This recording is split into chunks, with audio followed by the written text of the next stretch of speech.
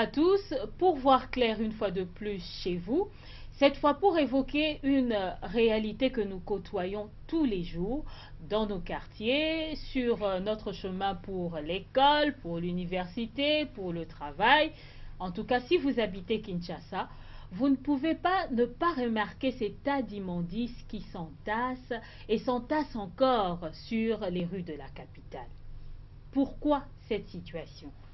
Que serait-il possible de faire pour que ces immondices qui entachent le décor de la ville disparaissent?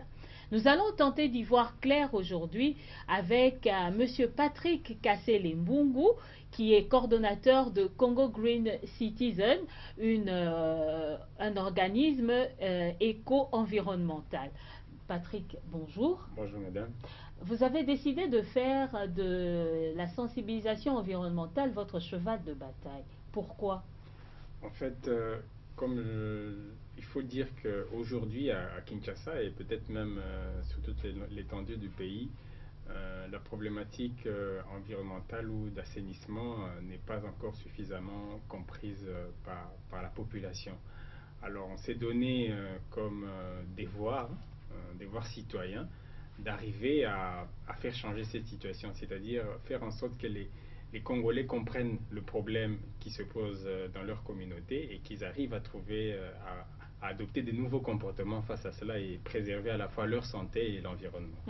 C'est vrai que quand sous d'autres cieux la question environnementale prend de l'ampleur, on a l'impression qu'ici les choses dorment, hein, sommeillent encore sur le plan environnemental. Vous, c'est depuis combien de temps que vous êtes lancé dans l'environnement? En fait, on existe depuis juillet 2013, le 19 juillet 2013 pour être beaucoup plus précis. Ça veut dire qu'à ce jour, vous avez On a 3 pratiquement ans 4 ans au mois de juillet cette année. Et ce qu'on fait comme travail, c'est de l'éducation, de la formation et de l'information environnementale. Puisqu'on se dit que l'éducation environnementale, c'est à travers l'éducation environnementale que les jeunes ou les moins jeunes arrivent à comprendre ce qui se passe dans l'environnement et comment ils doivent se comporter plutôt vis-à-vis de l'environnement. C'est tout un processus qui commence à la maison, à l'école, à l'université, jusque même sur le lieu de travail. Mais je crois comprendre que dans ce cas, votre public cible, c'est la jeunesse. Tout à fait. C'est la jeunesse qui nous intéresse particulièrement, même si on ne néglige pas les autres catégories sociales. La jeunesse, pourquoi? Puisqu'elle elle est la part la plus importante de la population, premièrement, et c'est à cette jeunesse que sera donné le règne du pouvoir ou les rênes de la gestion du pays dans quelques années. Donc il faut qu'elle soit suffisamment outillée pour gérer la question environnementale et d'autres questions du pays, bien évidemment. Bon, en 3 ans, qu'est-ce que vous avez déjà fait comme activité? Parlez-nous un peu de vos réussites, de vos échecs. Quelles sont les difficultés que vous rencontrez? Vous avez certainement des choses à nous dire à ce sujet. Au tout début, bien évidemment, ce que nous faisions premièrement, c'était sensibiliser, aller dans les universités, dans les écoles, discuter avec les étudiants, discuter avec les élèves sur diverses questions environnementales, changement climatique, réchauffement climatique, gestion de la biodiversité, de la forêt, etc.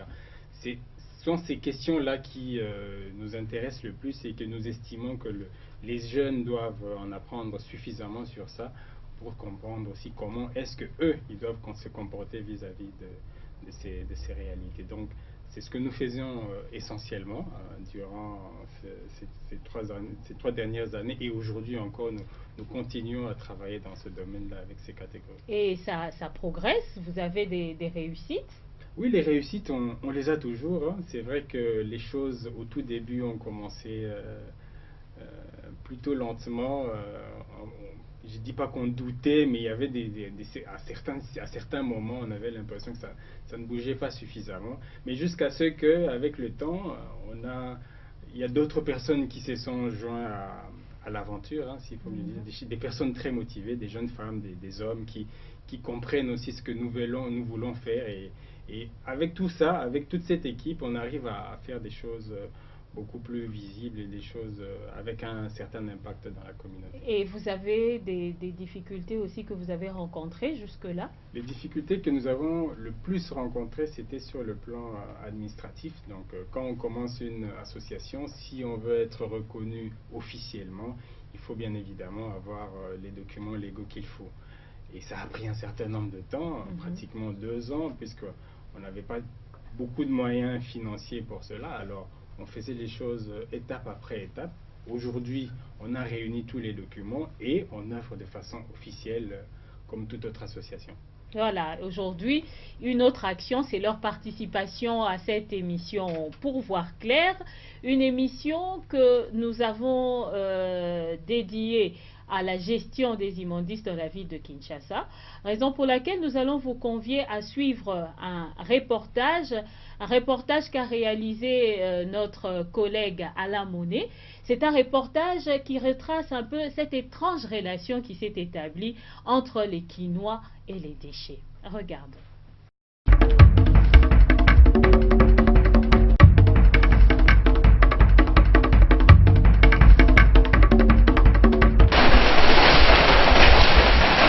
Bandal, un vendredi matin. La poubelle de maman Micheline est pleine. Comme à ses habitudes, cette mère de famille s'apprête à vider ses déchets. La veille, il a plu à verse sur Kinshasa et la capitale semble avoir reçu un coup de poignard au cœur. Canettes, sachets d'eau, bouteilles en plastique et immondices jonchent les rues et les artères de la ville. Et même si la pluie n'offre pas à Kinshasa sa plus belle robe, maman Micheline tient à sa santé et à celle de sa famille. Non, ici le problème c'est l'éducation de la masse. C'est l'éducation de la masse. Moi personnellement, j'ai fait curer les caniveaux, mais malheureusement, les gens croient que pour se débarrasser des immondices, il faut les jeter dans les caniveaux. Ce qui ramène les caniveaux à se boucher. Par exemple, chez nous ici, c'était plein la semaine passée, les enfants ont travaillé.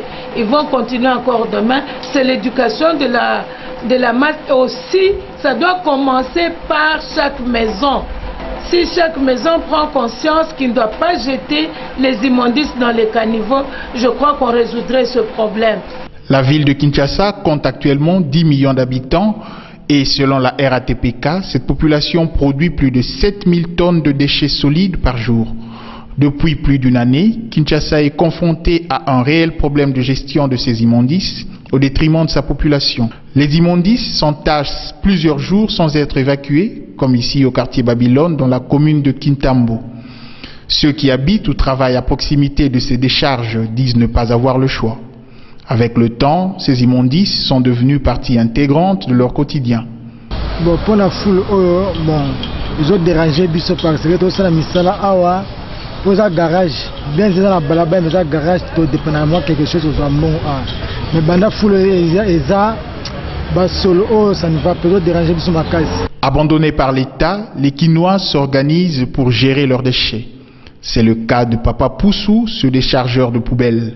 Bien connu dans son quartier, ça fait maintenant 8 ans qu'il s'occupe des immondices. Régulièrement, il passe dans les parcelles qui ont souscrit à son service. Et après avoir récolté les poubelles, il les transporte fièrement et les décharge dans un site érosif.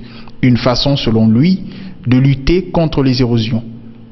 Bon, depuis que j'ai commencé, ce sont des érosions que je me sers comme le lieu de décharge. Donc, comme nous sommes dans la commune de Mongafula, il y a beaucoup de montagnes, beaucoup d'érosions. Ça nous aide aussi.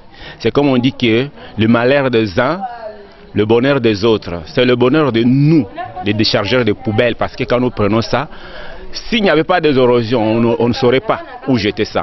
Mais comme il y a des érosions, ça nous sert de nous décharger. Si, je me rappelle de l'avenue Senga ici, vers Matadikibala. Là-bas, c'est avec les déchets des ordures que nous sommes servis pour mettre fin à l'érosion qui abîmait cette avenue-là. Diverses initiatives voient petit à petit le jour dans ce contexte. Tel est le cas de Congo Green Citizen, cette ONG locale qui fait de la sensibilisation et de l'interpellation son cheval de bataille.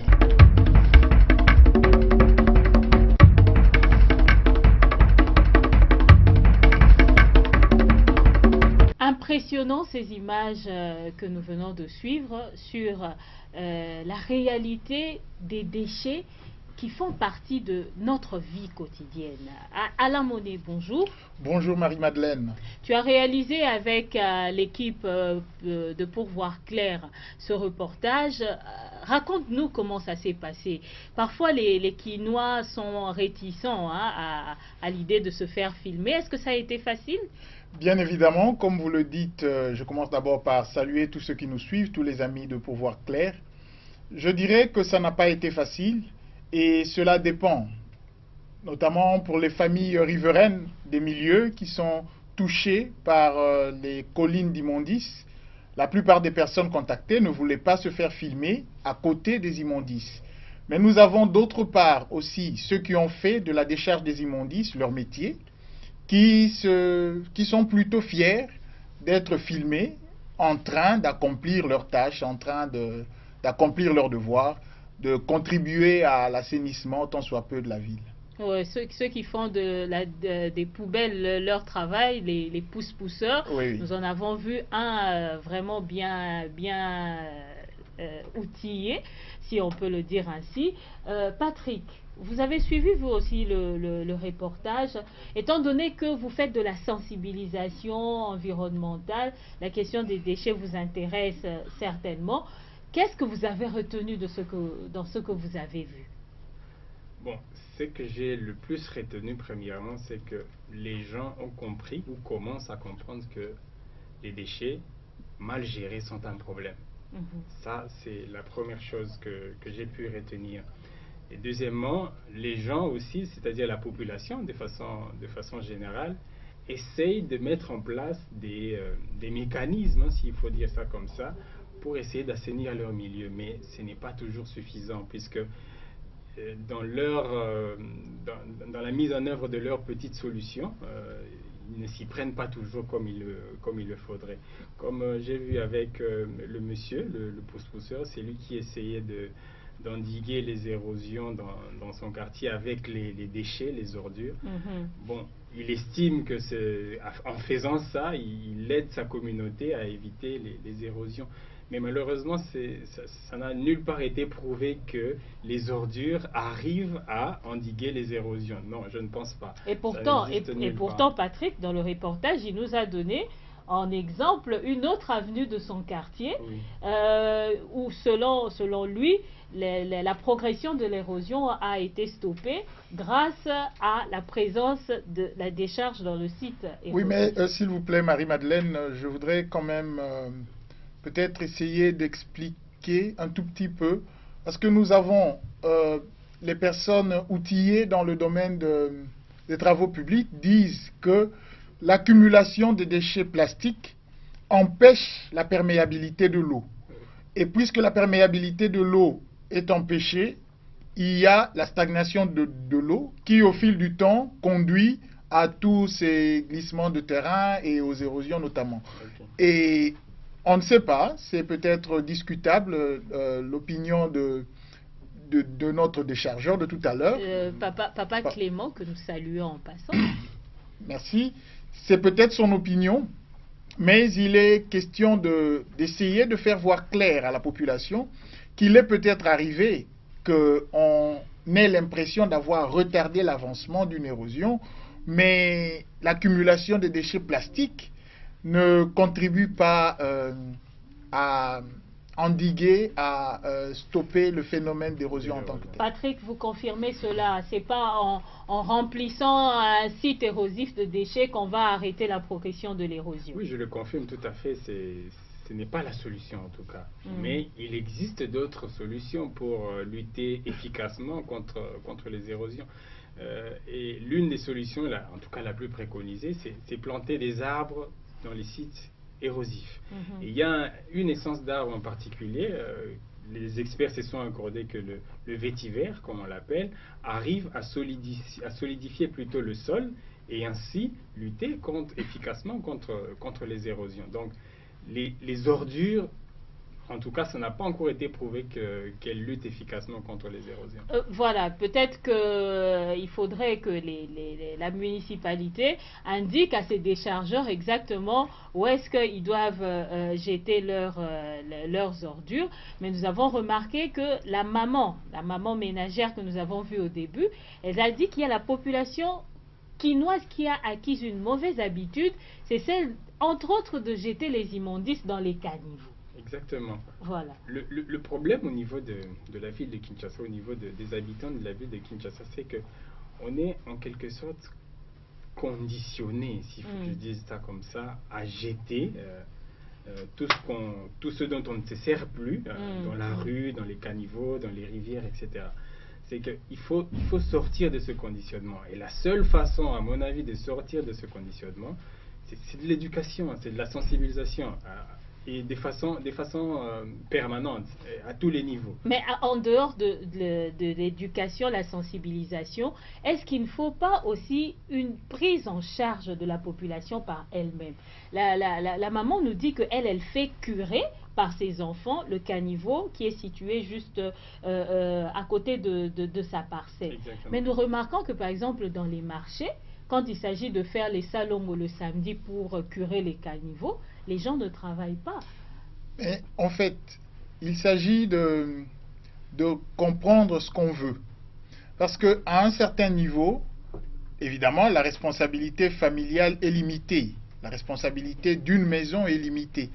Il faudrait que l'État, le pouvoir, le gouvernement, provincial ou national, c'est selon les cas, puisse s'investir dans cette question. Parce que, qu'est-ce que nous remarquons? Une famille peut bien curer une partie du caniveau, encore que l'eau n'a pas de limite quand elle passe dans le caniveau. Et donc, une partie que vous avez curée aujourd'hui peut demain être remplie de déchets si ils viennent de l'amont et doivent passer par chez vous. Et en plus, par rapport à la prise en charge des citoyens, normalement, ce sont des questions, vous avez remarqué dans le reportage de tout à l'heure, que certaines décharges, que certains milieux sont pleins, sont remplis d'immondices, et c'est sur les grandes routes ou c'est sur des routes d'intérêt national ou provincial, et donc l'État devrait se saisir aussi de la question. Justement, par rapport à l'État qui devrait s'occuper de la gestion de l'évacuation des décharges partielles, pourquoi ça n'arrive pas? Qu'est-ce qui se passe? Pourquoi la ville de Kinshasa n'arrive pas à évacuer ces décharges, Patrick? En fait, à mon avis, le problème, il ne s'agit pas simplement d'évacuer les déchets et le tour est joué, et tout est fini. Aujourd'hui, à Kinshasa ou en RDC, on doit arriver à comprendre que les déchets, ça se gère d'abord. C'est ça la première chose qu'il faudrait comprendre. Il faut arriver à gérer les déchets. On ne va pas les éradiquer comme ça d'un coup de baguette. Non, ça ne se passe pas comme ça. Et qu'est-ce que signifie gérer? Gérer signifie arriver déjà au niveau des ménages, arriver à trier les déchets. Ça, c'est une première étape. Et de façon plus globale, il faut une politique intégrée de gestion des déchets. Chaque partie prenante doit plutôt arriver à jouer son rôle. Au niveau de l'État, on va peut-être mettre en place des réglementations, des lois et des sanctions même, pourquoi pas, pour arriver à gérer tout ce système-là. Aussi, d'un autre côté, il faut que ces déchets-là, aujourd'hui, il faut qu'on arrive à comprendre que c'est une matière première.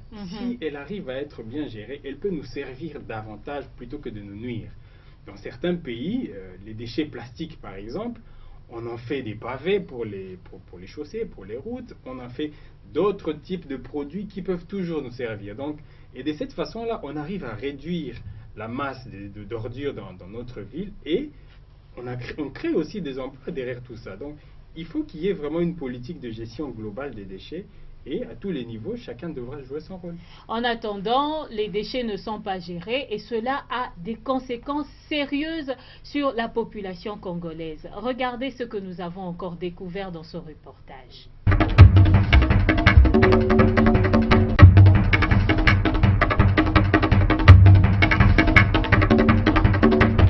Les dépôts d'ordures ménagères représentent non seulement une pollution esthétique du cadre de vie, mais ils sont surtout une source de maladies, surtout pour ceux qui sont en contact direct avec eux, comme les déchargeurs de poubelles. Nga nazo se protéger, omoni ndenge na se protéger, do moyen mo pepe wana ekota ezate, mais ba oyo baza nzinga bazo respirer ouvert boy. Bango bazo zwa ba conséquences wana.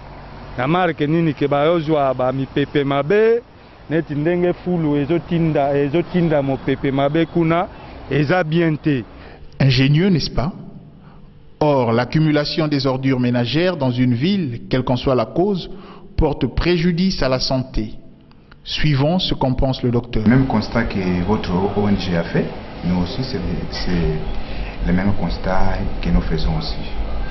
La ville de Kinshasa, c'est vrai, la ville est remplie des immondices.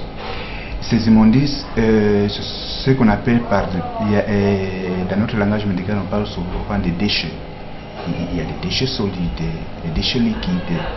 Et ces déchets-là constituent un réservoir, ça constitue une maison pour les microbes.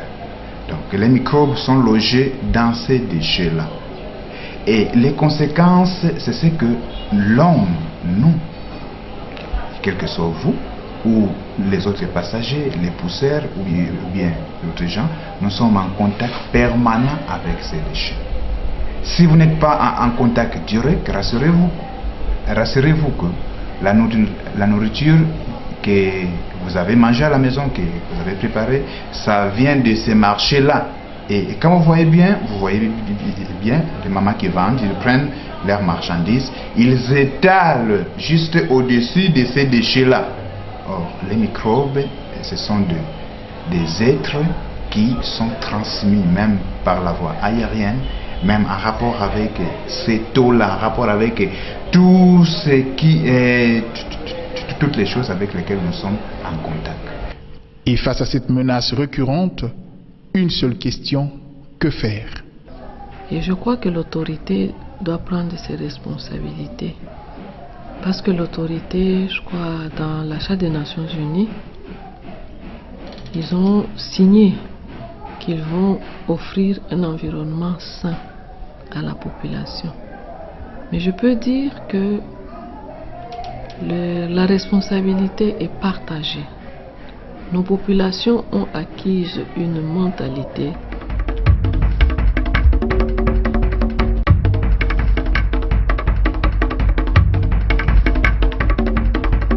Mesdames et messieurs, nous voyons que notre santé est sérieusement menacée à cause de ces déchets qui n'en finissent pas dans la ville de Kinshasa. Congo Green Citizen, peut-être vous pouvez nous aider à nous sortir de cette situation. Qu'est-ce que vous comptez faire concrètement par rapport à cet état d'immondice que nous n'arrivons pas à gérer?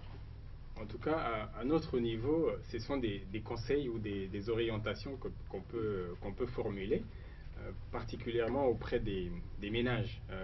Au niveau des ménages, la chose à faire, à notre avis, c'est tenter de réduire déjà notre quantité de déchets au niveau de la maison, avant même qu'on fasse recours au papa pouce, etc. Tenter de réduire la quantité de déchets gardés à la maison. Oui, garder et valoriser ces déchets. C'est là où je pense beaucoup plus au compostage. Aujourd'hui, il est très facile pour tout un chacun, pour chaque ménage, de produire le compost. Donc, je pense que c'est question d'être formé, d'être suffisamment informé sur le sujet pour arriver à réaliser son petit compost à la maison. Et le produit du compostage peut vous servir à mieux enrichir votre sol pour le champ ou pour votre jardin. Donc ça, c'est une solution que nous préconisons le plus pour les ménages. Et par rapport à l'accumulation des déchets en plastique, vous, au niveau de Congo Green Citizen, vous avez actuellement une pétition qui est en train de circuler. Parlez-nous-en. Oui, la pétition a été lancée au début du mois de février, le 6 février pour être exact. Et qu'est-ce que nous cherchons à faire dans cette pétition? C'est récolter plus ou moins 100 000 signatures. Une fois les signatures récoltées, nous irons les soumettre à l'autorité urbaine, c'est-à-dire l'hôtel de ville, Cette dernière arrive à mettre des mesures pour l'interdiction des sacs plastiques particulièrement. Et derrière ça, il y a toute une autre problématique qui est évoquée, c'est la gestion globale de déchets, peu importe la nature. Et ça avance, vous en êtes à Aujourd'hui, combien? on a lancé la première phase de la pétition uniquement sur Internet. On est à plus ou moins 700 signatures. Ce n'est pas encore suffisant puisque nous voulons atteindre 100 000 signatures. La seconde phase qui va commencer au mois de mars, ce sera maintenant aller vers les gens, dans les églises principalement et dans les universités, pour récolter les signatures physiques, puisque nous sommes sûrs que c'est à ce niveau-là que nous arriverons à récolter le maximum de signatures. Ok, je pense que nous aurons l'occasion de revenir sur cette pétition et son évolution dans nos prochaines émissions. Alain, est-ce que tu penses que la gestion des immondices, on a fini d'en parler à ton avis? Absolument pas, parce que les immondices constituent une grande question de société actuellement et nous avons encore à en dire. Ok, nous avons à en dire et toute l'équipe de Pouvoir Clair, Alain et tous les reporters seront prêts à venir dans vos milieux, là où vous êtes, pour vous interroger. Et s'agissant des immondices, mesdames et messieurs, sachez que la prochaine émission portera sur la valorisation de nos déchets. Les déchets constituent une richesse, je ne sais pas si vous le savez, et dans la prochaine émission, nous allons voir comment est-ce que nous pouvons gérer ces déchets de manière à ce qu'elles puissent apporter quelque chose de positif à notre société. Pour l'instant, merci de nous avoir suivis. Merci Patrick d'être passé. Merci à Alain pour ton apport à cette émission. Nous allons nous retrouver prochainement. Portez-vous bien.